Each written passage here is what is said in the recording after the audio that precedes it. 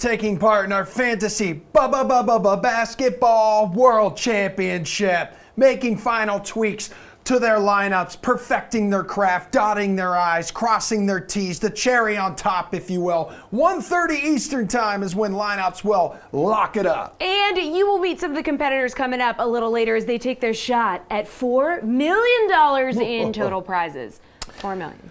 Ladies, $4 million. $4 million. Ladies and gentlemen, what is going on? I am Emerson Lotzia. It is Jessie, Coffield. Welcome to the Fantasy Basketball World Championship. So we have 63 competitors. We have 100 lineups. You mentioned the $4 million in cash prizes everyone's playing for, including a cool $500,000 to first place. And in our official FBWC Shadow Contest, you can put your skills to the test, see how you stack up against everyone, play in free for your share of $20,000 in prizes. But get this, this is the cool part, okay? What's that? I mean, it's all cool. But if your final score is higher than the winner of FBWC, win an additional $10,000 jackpot. Okay. Yes. All right. Well, here to help everyone do that is our panel this afternoon. DK Live editor Chirag Hira, DK contributor Julian Edlow, and RotoWire's Nick Whalen. Gentlemen, it's time for some chase or fade. We're going to look at a few stars with some similar price tags here. But before we do that, Julian, my question to you is, how does a strategy work in a 63-man contest to this compared to like much larger qualifying tournaments? Was my question so good that you are now left speechless? Chirag Hira, do you want to give that a try? It's a very difficult question, I know.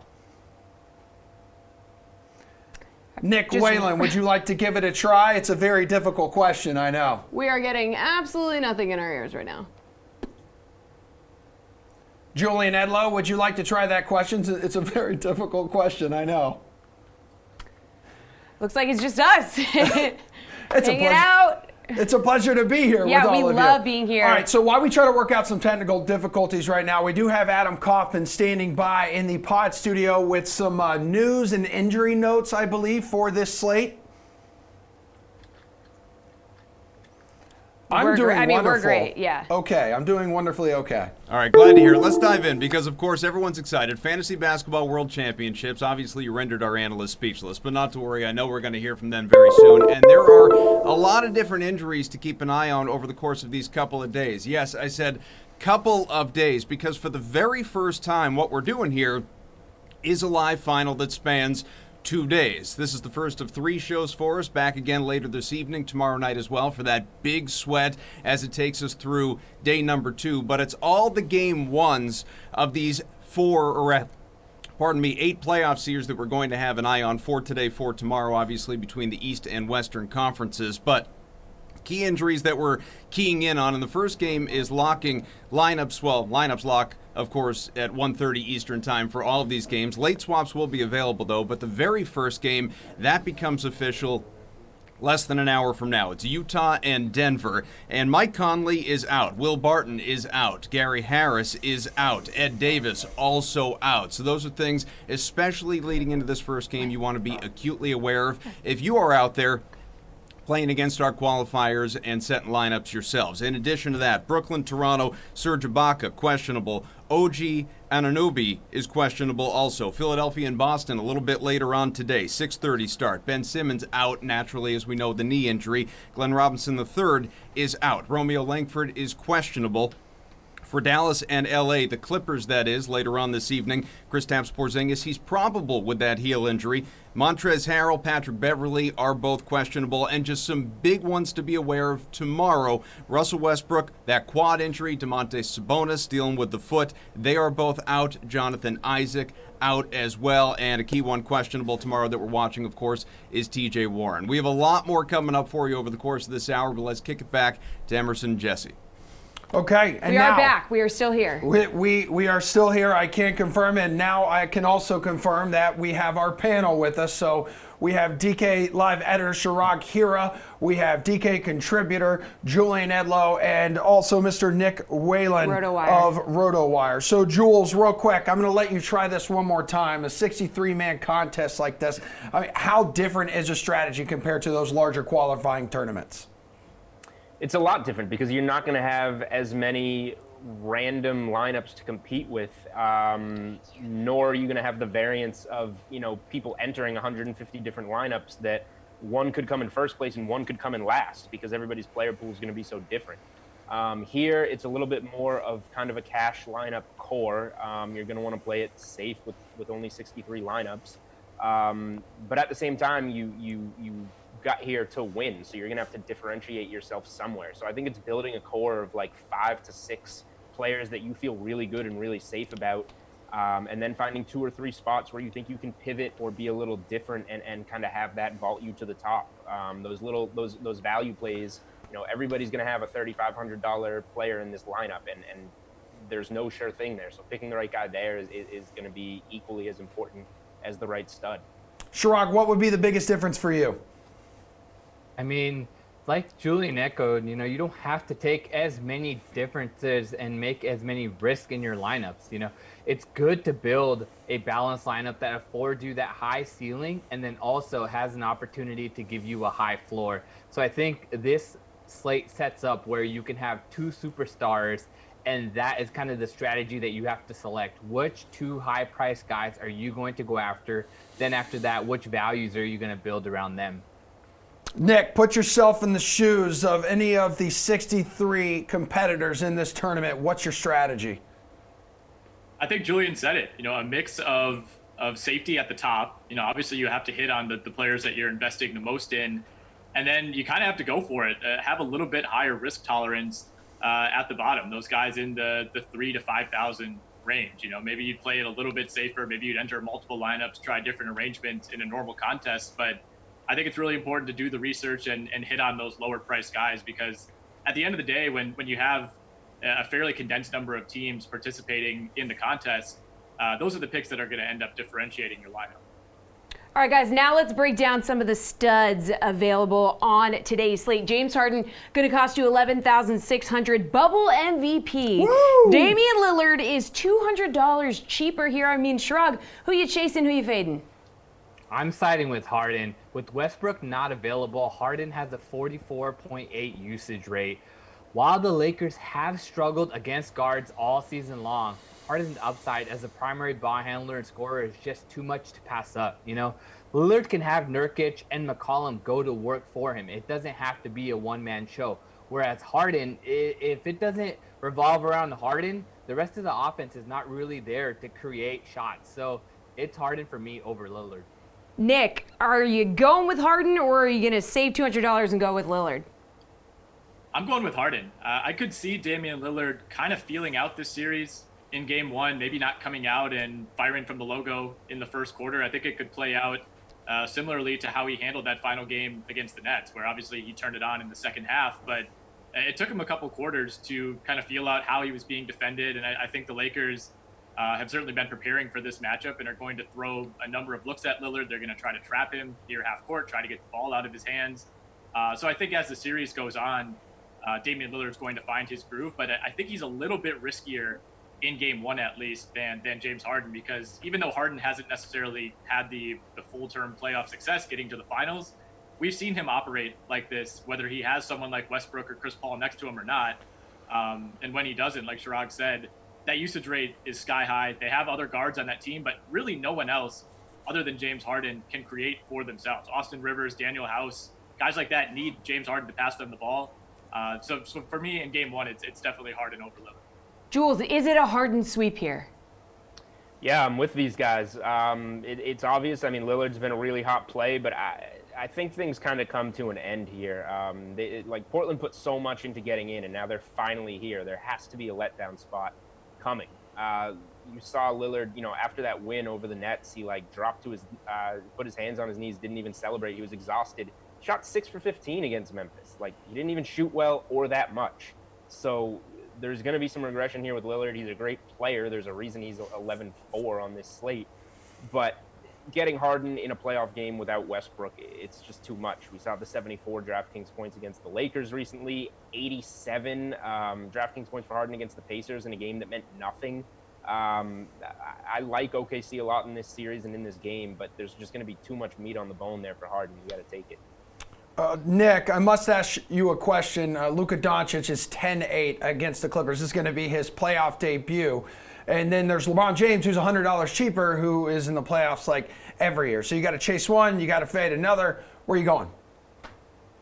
I, as a lifelong LeBron guy, I hate to say this, I'm going Luka. I'm very worried. I'm very worried about what I saw from LeBron James in these seeding games. I know he was kind of able to turn it around with a decent first half against Sacramento, a solid all-around game against Denver in their second to last seeding game, but he's just looked off. I tweeted during one of the games, he looks like me when I try to play basketball right after lifting weights.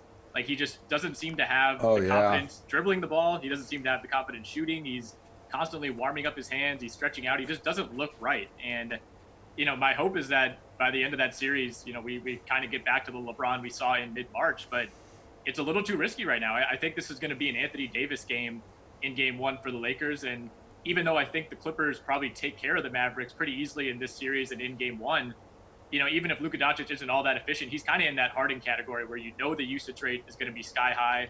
And even if he doesn't have the best shooting night, he's still going to have the rebounding. He's still going to have the assists. So in game one, I'm going Luka. All right, Jules. Doncic leading the NBA in triple-doubles this season, so he can hurt teams in a number of ways. You know that. Yeah, I don't know that much about playing basketball after lifting weights, but I do so know jacked, that I'm going to be a little so bit jacked. contrarian here, I think, and go with LeBron. I get all the hype on Luka. It's well-deserved. He is a Harden-esque type of player when you just glance across the stat line. But, look, it's been a successful season for the Mavericks. They should be excited for what they accomplished and to be here. But the Clippers are going to beat up on the Mavericks in this series. They were 3-0 straight up against them in the regular season, 3-0 against the spread. In the games that Paul George and Kawhi both played in, the Clippers won both those games by double digits, including a 15-point win in the bubble. Just having the ability to switch Paul George and Kawhi Leonard off of Doncic, I think he's going to struggle in his playoff debut, to be honest. And the volume is going to be there. Like, he's still is going to get 45, 50, probably 50 DraftKings points, but that's not good enough if you're paying this much for him. Whereas LeBron, on the other end, I think that there was so little motivation with the one seed wrapped up in the bubble that he's ready to go. And look at this Portland defense. This Portland defense can't stop a nosebleed. Like, they almost missed the playoffs because they can't hold off meaningless games against the Nets, 134 to 133, meaningless games against the Sixers. Like, I'm just all about this being a huge letdown spot for Portland and LeBron coasting against that Portland defense and just kind of making a statement like, we weren't playing, now we're playing, and we're here for the postseason.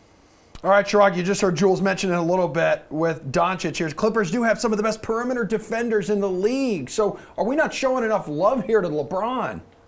You are definitely not showing enough love here to LeBron. I am totally fading Doncic on this slate. Kawhi Leonard and Paul George will lock him up. And they have other players that they can throw at him as well.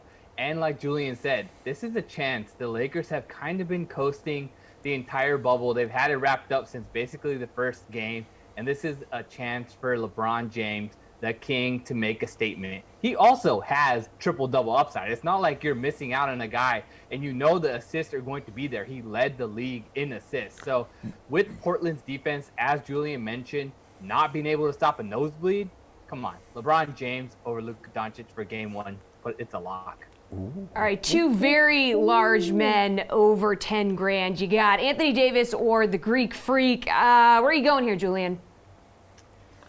Yeah, I mean, I do like the Lakers to roll in this game, but I like Giannis more, I guess, in this spot. Just because, like, Orlando was thought of, and these teams went under when they played, I think, almost every time they met. It was either all 3 or 4 times. But the matchup, Orlando sped up a lot after the All-Star break in terms of their offensive pace. They became a worse defensive team just kind of as part of that. And Giannis like LeBron has kind of been coasting through the bubble. That 1 seed was, even though they officially had to clinch it, it was done, and we knew that. Giannis is coming off. He's shown some fire. He's gotten like in 2 fights or so in the bubble. He's coming off a suspension in his last game. He's going to be ready to go for this one. My only concern here is just with too much blowout potential against the Magic. I think the Bucks sweep this series. They're minus 150 on DK Sportsbook to sweep the series, so they're like heavily favored to do so. I think that Giannis has a big game here and is well worth the 10-5. 10-5 is pretty cheap for him. You just hope he gets 4 quarters worth of run instead of 3. Chirag, you going with Giannis here? What do you think? Definitely. From a tournament perspective, you have to go with the Greek Freak. And the reason is that blowout that Julian mentioned.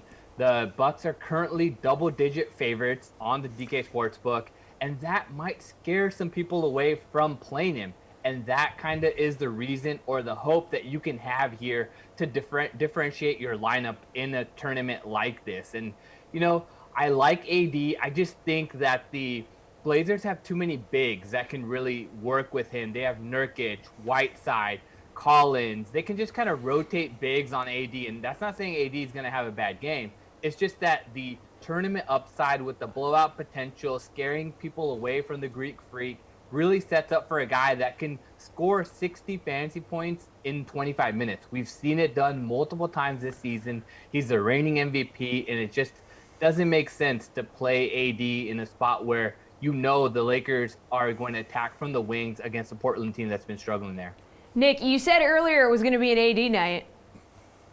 It is. It is going to be an AD night for me. I have some concerns about Giannis's minutes load. Of course, though, he, is fully capable of giving you 55 DraftKings points or more in 27 minutes if that's what he plays. But I do agree that the Lakers should attack from the wing. The Blazers have absolutely nobody on this roster to guard LeBron James. And in fact, it might be Carmelo Anthony to begin the series. I just question whether they'll actually do that. LeBron throughout the bubble and really throughout his career has been very hesitant to take control of those kind of matchups, especially early in a series. He typically feels it out in game 1 and game 2, when he needs to, maybe in the 4th quarter, he can back down, he could get to the rim. But he doesn't really love to do that early in games. And what he has liked to do historically is get his star teammates going early in the series, get their confidence back up. And I think that's what he's going to do with Anthony Davis. And I agree with Chirag. Portland has a lot of bigs to throw at Anthony Davis, but Jusuf Nurkic, to me, is going to pick up 2 fouls very early in this game. I think we're going to end up seeing a decent amount of Whiteside. I think Zach Collins might have to spend some time guarding LeBron James. Those bigs are going to be stretched pretty thin early on in this game. And I think the Lakers want this to be the series where they get Anthony Davis going. And I think it's one of those games where LeBron makes a point to get Anthony Davis going, as we saw a couple of times in this bubble, where Davis had some huge first quarters in terms of usage rate. So I'm hoping, at least for my lineup, that's how things go in game 1. All right, gentlemen, thank you very much. I learned a lot, including how much Nick and Julian love to clang and bang inside the gym. For now, you guys will come back. You will have some value plays for us. Adam Kaufman, more words of wisdom to share with the people at home? Boop. The virtual nose tap. There it is. Yeah, perfect. Emerson, Jessie, I appreciate it. Now, obviously, we talked about some of the injuries earlier. Don't worry, we'll review them again before we're out of here, so you won't have missed anything significant. But nothing is more significant, obviously, than our qualifiers. We have 63 of them competing, of course, among 100 lineups to chase all that big prize money. You can see there are 11 in the state of Texas and scattered throughout the rest of the United States, even one up in Ontario as well. Among those 63, a few kind enough to join us right now as we got a live look in at them. They're all feeling perfectly healthy. They're among this group competing for $4 million in prizes, including $500K to first place. Nice enough to let us inside their homes. You see a whole bunch of sunglasses there. Christy Metzger up in the left corner. You have Justin Carlucci, his buddy Trey there in the bottom. Coach Matt Sheets up in the right. I know they can hear us. I hope we're not weirding them out. Christy, it's great to see you, obviously. Hills, Minnesota native, senior vice president of wealth management at Greater Western Bank's been playing DraftKings for 5 years. Minnesota through and through, favorite teams, the Timberwolves, the Twins, the Vikings. I get it. I'm a big Kevin Garnett guy. Played basketball and volleyball. Just started playing golf as an adult. And get this, won the Women's Club Championship in Sioux Falls. So, yeah, talk about taking up a hobby and making it count right away. Also, very good piano player. Has played in weddings, events, church services. It doesn't look like she has one handy, or I would ask her to just play us off into our next segment or something. But, Christy, minus the sunglasses, of course, how you feeling? I'm actually really excited. It's such a different feel, obviously, being in our homes and stuff today, but I'm super excited. Didn't sleep a lot last night. A little bit of nervous, of course, until the first game starts, but very excited for today.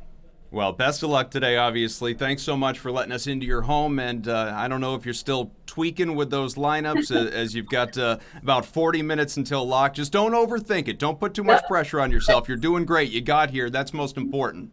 Exactly. No, that's good advice too, because I have a habit of doing that sometimes. So I do think I have my lineup set. I think I feel good with it. So I think I'm ready to go, at least for now. That's what we like to hear. Christy Metzger from Minnesota, and here with us as part of the FBWC preview here. The fun doesn't end there, though. We were able to catch up with a few of these competitors leading up to the event to learn more about them, how they got here, and what the sweat was like to qualify for FBWC.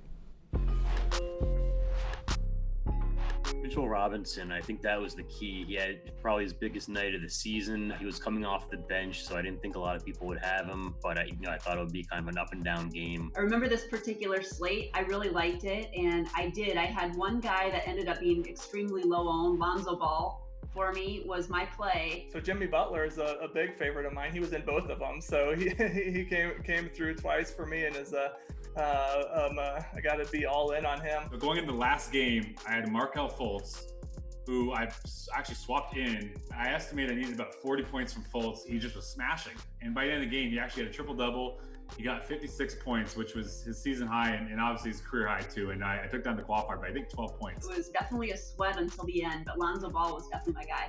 2020 has been a weird year. I'm just happy to qualify and be a part of it and have a chance at a loaded prize pool. Every time that you're in a qualifier and you're nearing that top and you're sitting there and you're just kind of hovering, it's an amazing feeling. It's fun. And then to be able to take it down and get that email in the morning the next day and you made it, here's the details. It's phenomenal.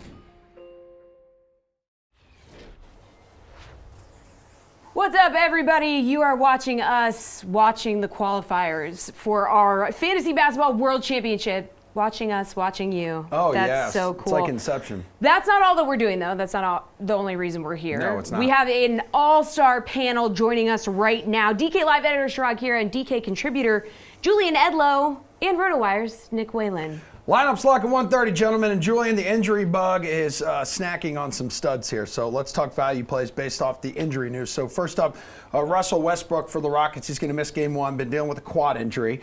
So you're going to have now Eric Gordon. Eric Gordon's going to be starting in his place.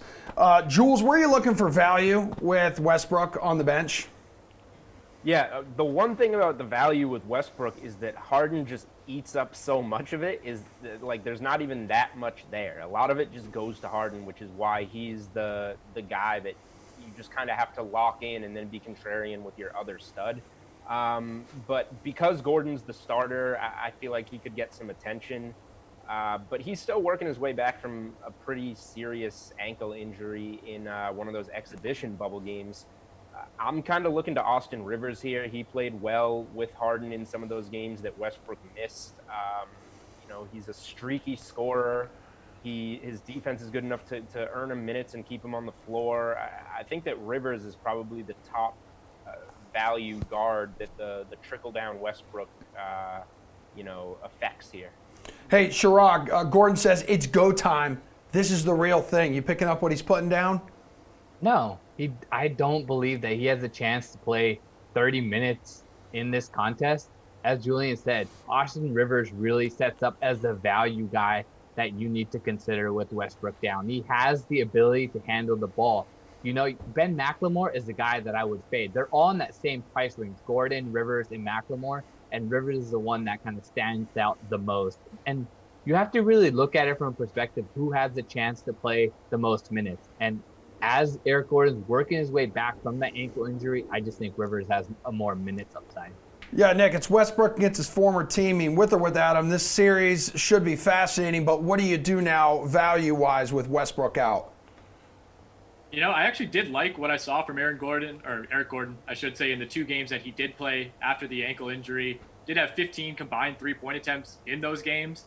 But as always with Eric Gordon, you're kind of hoping that he needs to just have that 1 out of like every 6 or 7 games where he'll just go off for 7 threes. And if he doesn't, you know, you're probably going to be screwed with that pick. So I'm with these guys in that in terms of the upside, it probably has to be Austin Rivers by default. Some of those other guards that they mentioned for Houston are kind of just 3-point specialists, guys who stand in the corner. And like Eric Gordon, you just kind of have to hope and pray that they're having a hot night. Whereas Austin Rivers can get to the rim. You know, he's a guy that we saw have that 41-point game already in the bubble. The problem for me, though, is you just can't depend on Austin Rivers night to night. He puts up 41 one night, and then over his final 3 bubble games, he finishes with 17 total points in 72 total minutes. So, you know, that was kind of a one-off, but at the same time, those other lower-priced guards for Houston haven't really demonstrated that same upside. Well, Philly is limping into the playoffs here. All-star guard Ben Simmons out indefinitely after left knee surgery. I mean, his minutes per game led the 76ers. So, Jules, who's going to benefit the most from him being out? Yeah, so again, like with Harden benefiting so much with Westbrook out, I think it just makes Embiid so much more of a go-to guy, not necessarily every game, but particularly in a matchup against the Celtics who lack size up front. I think they're going to go at Daniel Tice, Enes Kanter, the Time Lord. Like, Embiid has the best matchup on the Philly side. So I think anybody being out, whether it was Simmons, Harris, Horford, like whoever would be out, Embiid would benefit and just kind of get that extra work. But there is trickle-down effect. Like Alec Burks has been getting some extra minutes and doing a lot with them. I don't know if he can keep up the efficiency that he's done per minute. He's averaging like 25 minutes the last 2 games with over 35 DraftKings points per game. So I don't know if that continues against a team like the Celtics. But Burke is a guy. Furkan Korkmaz is a guy that, you know, should get some extra shots up in minutes that Simmons leaves there. And then the rookie, Thibault, is a guy that I think is going to get a lot of minutes in this series against Boston. His strength is perimeter defense. And when you're going against a team that has 3 wings like Tatum, Hayward, and Brown, you need a guy like that on the floor. So I think that Thibault is a guy that just based off of minutes and being so cheap is probably the best overall value from Simmons being there. Nick, what do you think? I mean, who's going to benefit the most from Simmons being out here? I'm with Julian in that this is a situation where I think Embiid is just going to be that much more comfortable. Maybe you don't necessarily say, all right, you're losing 15 shots from Ben Simmons. Those are all going to go to Embiid. It's not really like that. I think Embiid's just going to be able to play more freely, play like he wants to. And Thibault's a good call as well. I think he can maybe bring what Philadelphia is going to miss from Ben Simmons defensively. You know, I think Al Horford is one guy who maybe doesn't directly benefit from Ben Simmons' absence, other than the fact that he's now back in the starting lineup. I think by default, they just have to put a little bit more trust in Al Horford now than they probably were thinking they would have to a week or 2 ago. And then looking a little further down the board, I do like Alec Burks as well. I mean, in Ben Simmons, you are taking away the guy who, based on how he plays, when he's on the court, he kind of has to be your primary ball handler. Either that or you're just going to go hide him. So, you know, that's now about 40 minutes a game in a playoff series where you have to have somebody new handling the ball. And obviously Tobias Harris, Josh Richardson, Shake Milton will take on some of that. But I think when you start to look at that second unit, Alec Burks is the guy who, at least during seeding play, was able to come in. And even if he was only playing 24, 25 minutes, he was routinely taking 12, 13, 14, 15 shots. And I think that's the kind of upside I'm looking for. Shrug, I mean, obviously, I feel like you agree here, Embiid's the guy. Yeah, Embiid is the guy that's going to benefit the most. But like both these guys, Julian and Nick has said, it's Alec Burks.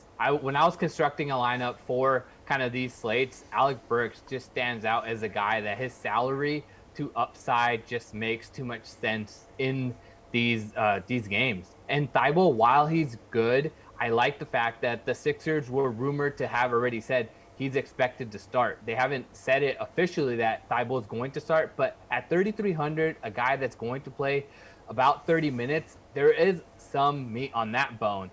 And you can look at it from a perspective. He picks it up from the defensive end, rebounds, steals. But also, if he gets out on the break, he has those easy layup chances. That's the biggest thing for him, though. He needs to get out and get open shots or open looks on the break to make him really have that huge upside. And that's kind of why Alec Burks is the kind of top play that you would look for in place of Ben Simmons. Nick, ahead of the Heat and Pacers meeting here, Jimmy Butler has declared his feud with TJ Warren absolutely dead. Now, the problem is we don't know if we're going to see TJ Warren in game one of the series because he's dealing with some plantar fasciitis. I mean, I deal with it as well, but I'm here hosting this hour-long show. It's just a little bit different. It's just a wee bit, but it's very close, Jessie. My question to you is, he's been a stud muffin, Nick, in the bubble, scoring, I think, averaging more than 30 points a game here. But can you trust him? Well, first of all, thank you for your service fighting through this injury to host the show this morning. But no, my answer is not. I will not be trusting TJ Warren.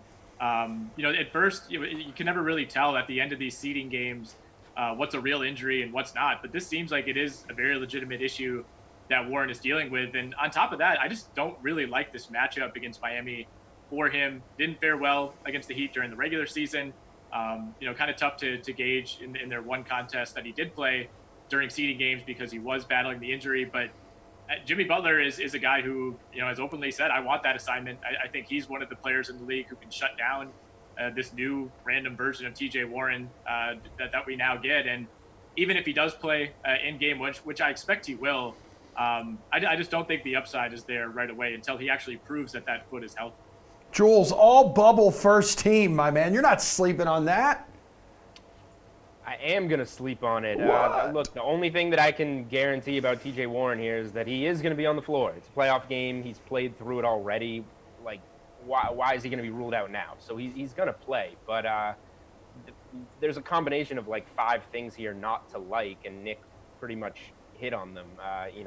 Warren averaged 12 points per game against the Heat this season. It's a bad matchup for him. He's got the injury going on that's going to slow him down.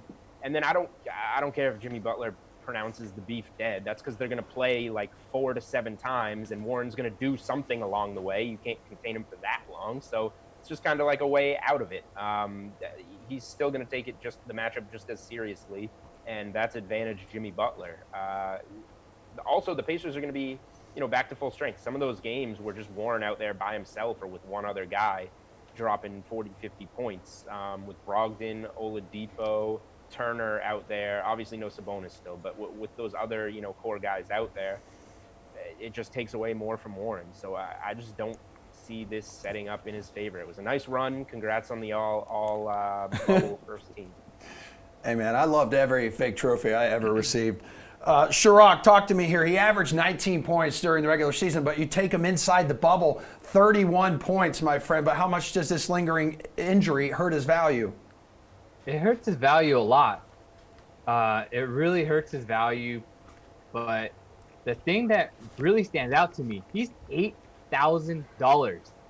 Why am I spending $8,000 for a guy that's questionable when I can literally spend less for Jimmy Butler, who's in that same exact matchup and has been known to go at him? It just doesn't make sense to spend that much money for a guy that could be limping in. Yes, he's been going crazy, but it's the playoffs. It's time to get serious. And $8,000 for TJ Warren, not spending that. Well, let me just add one quick thing.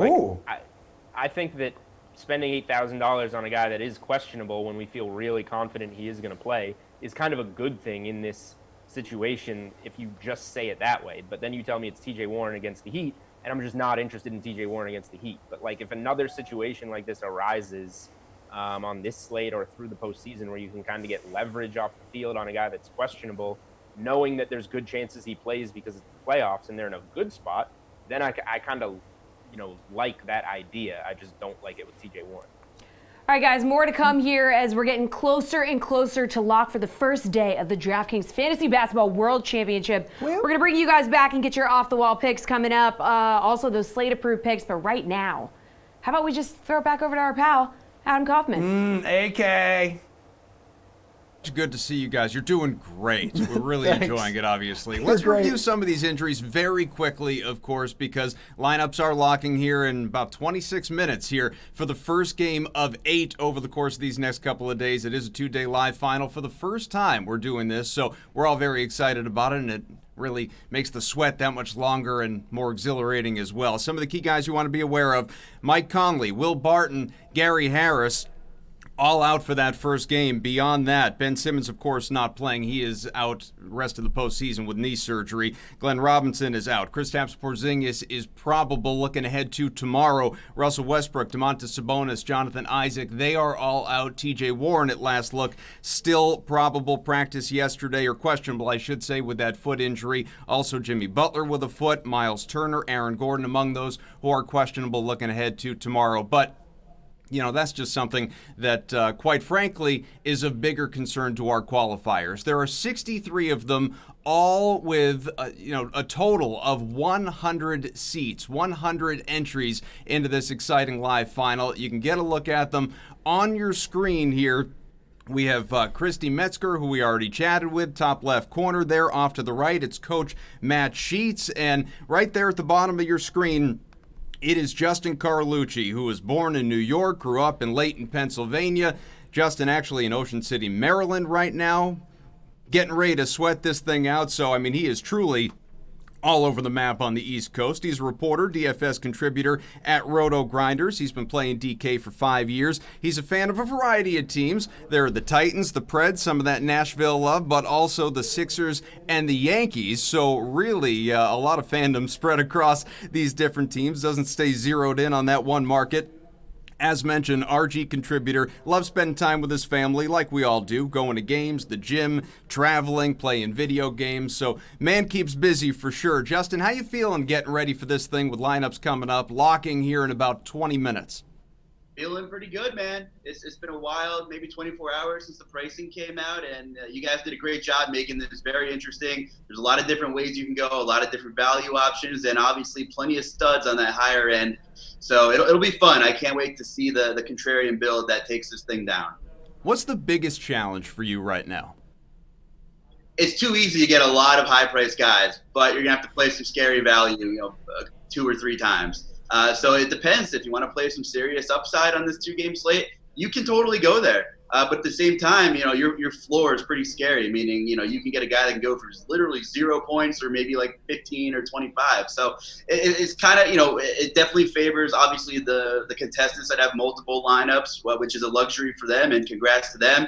Fortunately, I have one. I was at one live final in the past, and I was fortunate to have 2, and it's just nice to hedge yourself. So you can kind of go stars and scrub somewhere and maybe play a little safer elsewhere. But, one lineup, you're going to have to be perfect to win this thing today. I was going to say, man, you sound like you've got the poise of someone who's been here before. The pressure isn't getting to you. Yeah, I got my buddy, my bartender, Trey Roberts. I had to bring him with me. I flew him out here. So he'll keep the Red Bull on the rocks coming because I didn't do a lot of sleeping trying to figure out this slate. But, yeah, it'll be a ton of fun. And like you said, shout out to everybody at Roto Grinders and all the people, the contestants here, Coach S and Christy. And it'll be a lot of fun. And, we'll see what happens. You like that late push. There's 2 very nice night games tonight with the Clippers and Dallas. And, of course, you have the Lakers and against the Fighting Damian Lillards on Tuesday. But there's some great games and a lot of good players all day, every day. So I can't wait to see these ownerships coming up. Never count out Dame. That man knows what time it is. Justin Carlucci, he does too. Best of luck. Thanks for having me. Absolutely. Pleasure's ours, believe me. One qualifier not pictured here, the #1 DFS player in the entire world and a good friend of DraftKings as well. His name is Alex Baker, but you may know him as Awesemo. And we were able to catch up with Alex at his home in Chicago to find out what makes Awesemo just so, awesome.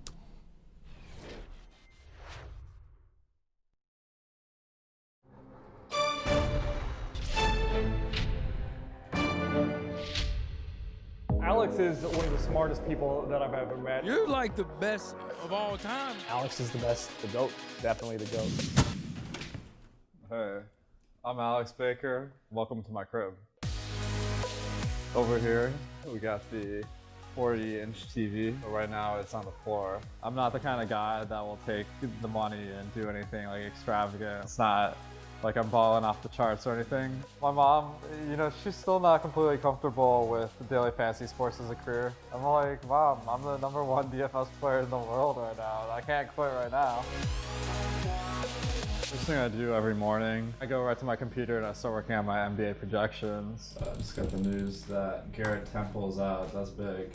First started playing DFS in 2015. I've been playing a lot of poker, but poker, it was getting tougher, and I heard the next big game was daily fantasy sports. Because I was working on my own projections, and I figured out if I could more accurately predict what's going to happen on any given day, the potential in daily fantasy sports was way higher than poker. So we started Awesemo a couple of years ago as just kind of a blog. Do I know why it's called Awesemo? That's a story I'd rather not share. In high school, I wasn't having too much luck with the ladies, so me and my buddy decided to start an emo band. We were inspired by Dashboard Confessional, and one of the reviews was like, Dashboard Confessional's new album is awesome. No, it's Awesemo. When he mentioned that his screen name was Awesemo, I was like, oh, that's you? You're the Awesemo from DraftKings? I had seen the name so often, and then I actually got to meet the person. The thing that strikes me most is how humble he is. He's here late every night working on it and just constantly trying to refine his game to get better. If you want to really be the best, you got to do something that no one else is doing. A lot of times life gets in the way. Make DFS a top priority. Well, you have to have that drive to want to be the best. And one of my goals every year is to be the #1 ranked player. And that requires a lot of dedication and not taking a lot of days off, even though my girlfriend wants me to. I like the competition. The fact that I'm using my projections, and I feel like people can have a lot of confidence using them because I'm using them and I'm having a lot of success. Ladies and gentlemen, you are watching the Fantasy Basketball World Championship here. Jessie, Coffield, Emerson, Lotzia. It's the first two-day live final in DraftKings history. It's a ginormous occasion for everyone involved.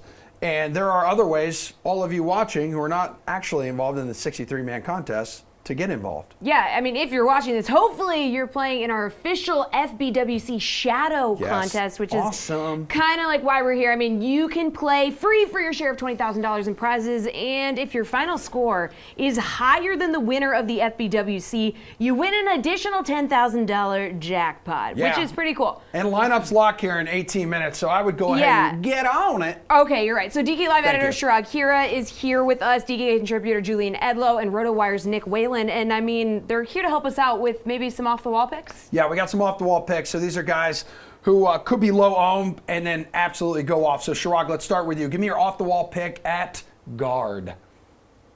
Chris Paul. That's my guy. He's really cheap at 7.6K. And you don't think he wants to shove it in his old team's face that Westbrook is out of the lineup and he's the lead guard here? The way CP3 has been playing, he has double-double upside with those assists. He's going to have a lot of easy lobs to his big men, Adams, Noel, and even those athletic wings that come off and cut to the rims. While it might be tough to fit him in with all these elite studs that you have to play, that's why I think he's going to be an off-the-wall play and kind of be low-owned and go off. Julian, you think Chris Paul is that off-the-wall of a pick? I think Chris Paul is definitely going to be low-owned because of just the way the guard position sets up on this slate. And Houston is a good matchup, a good pace matchup for any guard play, really. So I don't mind the pick. I'm going kind of in a similar price range at point guard because I think Donovan Mitchell with Mike Conley out is going to get so much ownership that taking guys similar to his price range is going to be valuable. So I'm going with Kyle Lowry here, who's a couple $100 cheaper and has a really good matchup against the Brooklyn Nets. I think this is a game that people are kind of just glancing past, and the Nets have been really good in the bubble, but their defense has not. Kyle Lowry averaged about 45 DraftKings points against Brooklyn this season, and this is a game where the Raptors are going to come out and show, everybody is overlooking them now that Kawhi is gone. This is still the defending champs, and Toronto's had some big Game 1 struggles that we all know about in the past. So getting out to a 1-0 lead in a well-played game, I think, is important to them. And Kyle Lowry's the guy that's going to have to carry them to do that. So I like Lowry half because it's a good spot and half because he's almost the same price as Donovan Mitchell. Nick, who is a low-owned guard you think has the chance to go off? I love the Lowry play from Julian. Basically exactly what he said with the Raptors having those Game 1, Round 1 struggles. I mean, it seems like 5 years ago that they lost Game 1 to Orlando. But that was just last year. They had Kawhi Leonard. I think that could end up being maybe a little bit of a closer game than people expect. So I'd throw Fred VanVleet in that category as well. But if you want to go a little bit cheaper, a little more off the wall, I mean, Aaron Holiday is somebody I've considered. He's at 4,200. Not a great matchup against Miami, really, for that entire Pacers team. But with some of their injuries, I think he'll be an important part of that rotation. I mean, Jordan Clarkson, I think he'll end up being relatively, decently owned just because of the Mike Conley injury. Top 10 in usage rate in the bubble. He has a higher usage rate than LeBron James over the last 8 games. So I think he's somebody to consider. And then Dennis Schroeder, somebody who was away from the bubble for a couple of weeks, kind of out of the public eye for a little bit, but he came back for the Thunder's last seeding game. And, he's somebody who's probably going to finish second or third in 6th Man of the Year voting. So at 5,400, I really like taking a chance on Schroeder. All right, let's talk. Third. He's winning first. I hope he does. I don't think he's going to win it. I think Harold's going to win it. Interesting. I think Schroeder's going to win it. Okay. That was a polite little I'm fight. on the Schroeder train as well. Little fight you guys are having. Okay, guys, let's talk forwards, though. All right, you can fight about that later. Julian, low-owned guy who is a forward who could just absolutely go off? Yeah, again, normally this is where you give a value play, but I feel like some of these stars are going to be really low owned, and Kawhi Leonard is one of those guys that I think is going to be really low owned. Off the top, who did we talk about? Giannis, LeBron, AD, all these different guys that are in really good spots, and we fail to mention that Kawhi Leonard's in a really good spot. He averaged 52, 53 DraftKings points in 3 games against the Mavericks this season. He is, ready to set kind of a championship tone with the Clippers that they have never really had. And the way that you do that is by coming out and stomping a Mavericks team that is, on the up, but not quite ready. So I think it's a really good matchup. Dallas's defense has been nothing special.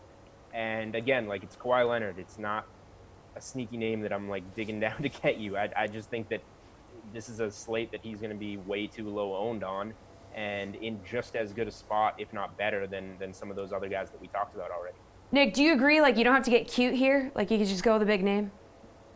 Yeah, I don't see why not. I think Julian's spot on that, like you said, we didn't even mention Kawhi in that first segment. He's not somebody, I think he only has one career triple-double. So, maybe not having those gaudy lines night in and night out kind of keeps him, out of that first breath of players. But I think you'd be hard-pressed to find, a forward with a higher floor in that price range than Kawhi Leonard. I like Pascal Siakam as well, going back to that Toronto-Brooklyn matchup, just assuming that Brooklyn can be a little bit frisky and play a lot like they did during the seeding games and make this at least semi-competitive. Nick Nurse loves to play his best players more so than just about any other active coach right now. So even if that's a game where Toronto has control and it's within reason, I think Pascal Siakam could creep into the mid to upper 30s in terms of minutes. And then for a couple of value plays, I like Evan Fournier. I know he's coming off of kind of a weird illness that caused him to miss a few games, but he's priced almost $2,000 lower than he was sitting, just a couple of weeks ago. And then JaMychal Green as well for the Clippers, kind of a bargain bin guy, but somebody that I think is going to end up being pretty integral for them, especially early in this series when we might see Montrezl Harrell have a bit of a minutes limit. Shrug, low-owned forward who could just go off. Ooh.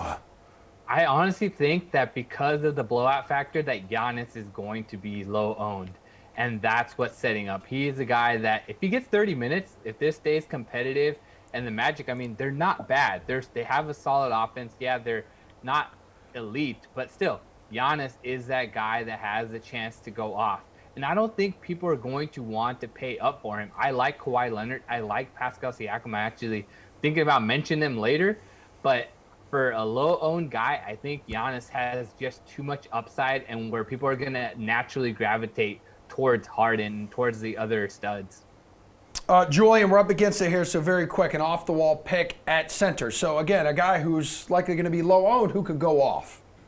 Yeah, to be honest, I don't like any of the guys that are off the grid, so I can't go against myself. I'm either playing Jokic, Marc Gasol, who dominated the Nets, or Zubac, who can dominate the Mavericks inside. It's one of those 3 guys for me. None are probably too contrary. Okay, Julian, I respect you respecting yourself. Nick, what do you think? Thank you. I'll be riding Jokic at center as well, if not Anthony Davis. But Jared Allen is a guy who really impressed me over the Nets' final 3 seeding games. Was all over the glass, blocking shots, getting steals. I think there's some upside there. Chirag, big beefy center for your off-the-wall pick.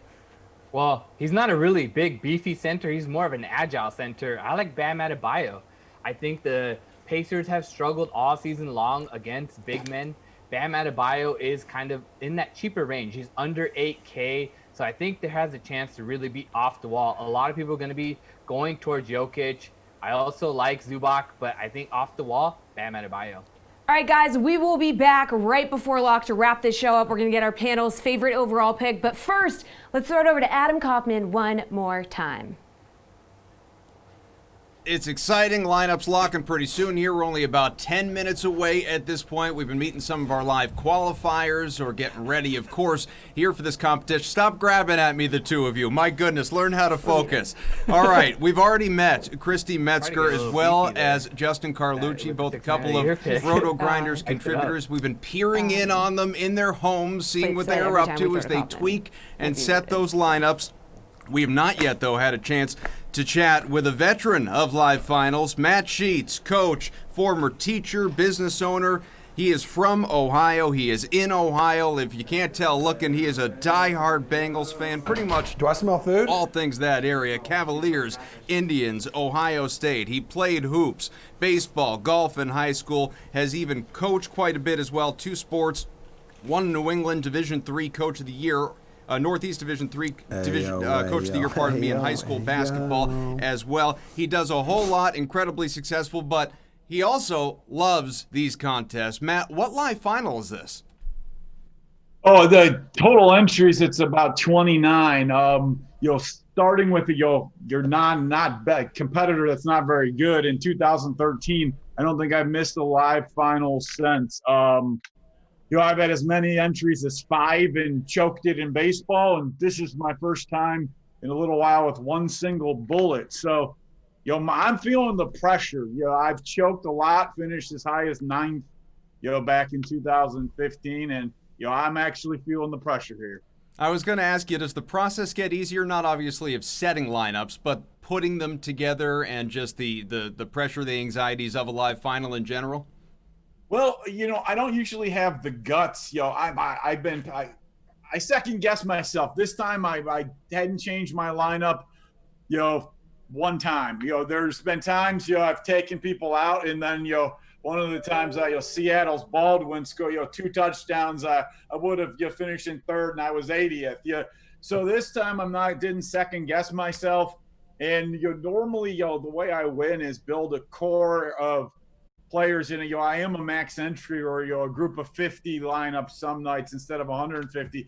So us in a single entry, it's difficult. I'll be honest, I struggled and underachieved. I'm feeling maybe this is the year. I know you're a huge sneakerhead. You got any fancy footwear today to start you off, bring you a little good luck? Well, I'd have to run on the screen. I wasn't expecting that. I'm gonna go. I got the old LeBron, Miami shoes. You didn't mention I was LeBron's boss for a week.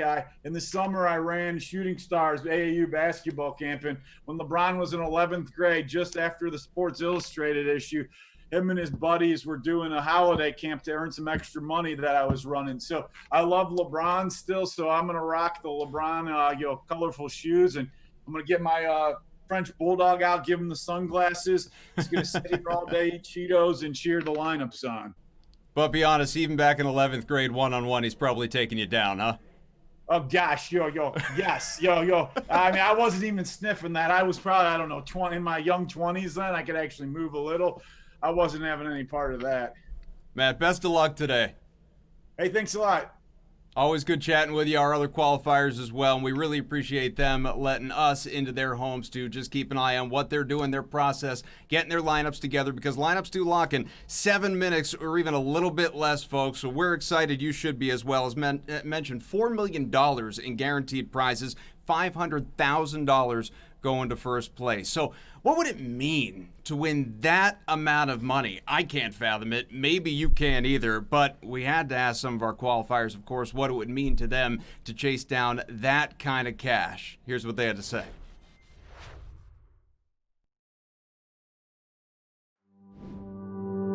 What would it mean to you to win? It would mean $500,000. Warriors. It'd be a dream come true. I'd be super honored, but I'd be over the moon excited. This is a great, fun hobby of thing that I get to do in my free time. And like anything else, if you can master that for one day or 1 hour or something like that, that feeling is amazing. These are the best players in the world competing in one contest, and I love basketball. I consider myself one of the best fantasy basketball players out there. This is what we work for.